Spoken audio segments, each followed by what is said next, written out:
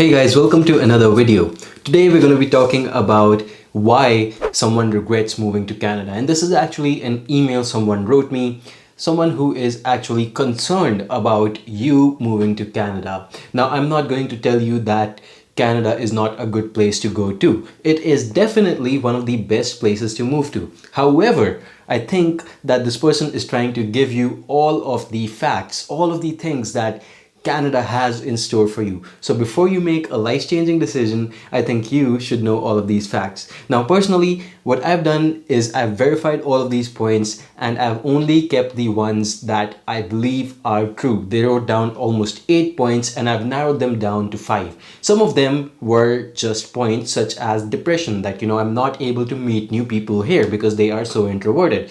There's less places to go to. And personally, I think that is not really something that you can blame on a country. I think that's something that is going to be kept out of the picture over here, even though this person has stayed not just in Canada but also in 3 other countries in their livelihood, and they claim that Canada is actually the hardest to meet new people in. Well, that's fine. So some of these points, like I said, I filtered out for you guys, but now I'll give you all of the other points that they have mentioned and I have verified them to be true, so you know that what you are stepping into is really what the facts are. I think those are something you should be aware of. Okay, we'll move on to the first fact over here, and the number one reason why this person is regretting moving to Canada is the lack of jobs. They say that the demand of jobs is much lesser than the supply of jobs. So there's many people who are interested in pursuing a job, but very less number of jobs available.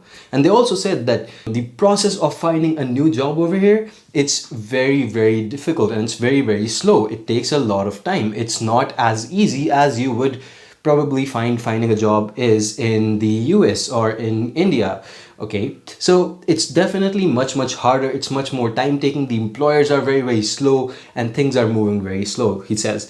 And also the jobs are very less. And this is especially true for the non-IT field people.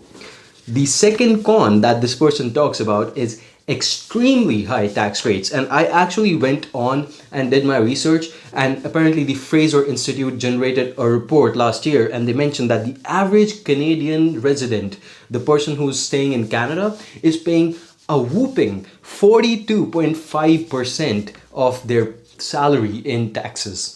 That is how bad it is.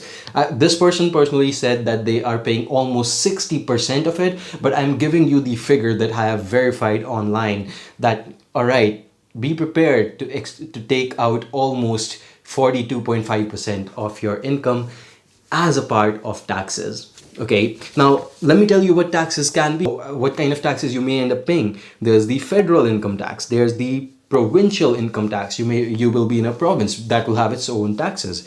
Then there's the unemployment insurance premium. You basically pay a premium which is basically an employment insurance sort of. So that comes in the picture. Then there's the Canada pension plan, or basically the plan due to which the healthcare is supposed to be free in Canada, and I'll get to the whole point of free healthcare later on. Okay, and then there's indirect taxes that you go ahead and you get some food for yourself, you pay taxes over there. You get some groceries for yourself, you pay taxes there, right? And this person also said that you're going to a restaurant, they'll force you to tip the waiters about 10 to 15% of the food amount. So that's also indirectly some amount of tax that you're paying.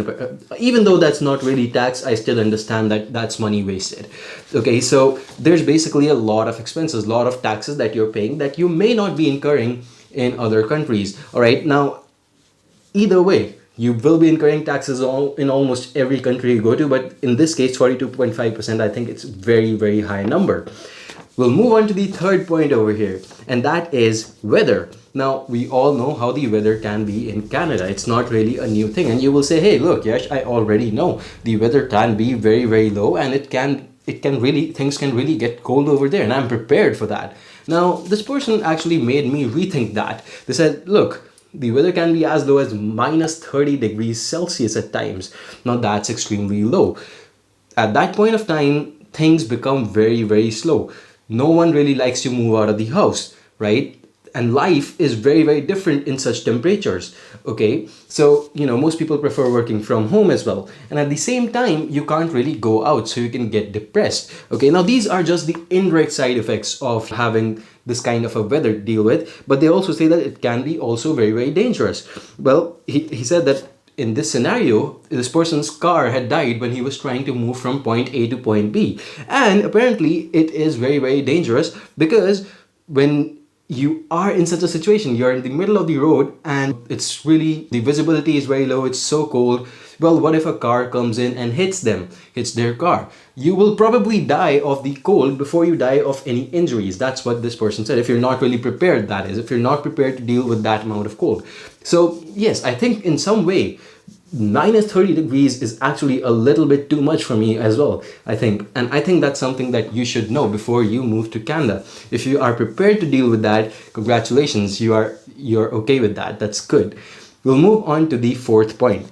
And the fourth point this person talks about is, and this is the one that disappointed me the most as well, but I did my research, and I think this is like my worst point personally. I think I don't like this at all, and that is free healthcare. Think again. Because see, first off, you're paying high taxes, and on top of that, see, there's free healthcare. That means doctors are treating patients for free. Now, every doctor is limited to the number of patients they can see. Okay, so a doctor cannot see unlimited number of patients. They are going to be limited. If there's no slots available with a particular doctor, well, of course, you're gonna have to go ahead. You're gonna have to check with a new doctor, maybe some other doctor who is accepting new patients, right? That's what you have to find for yourself first.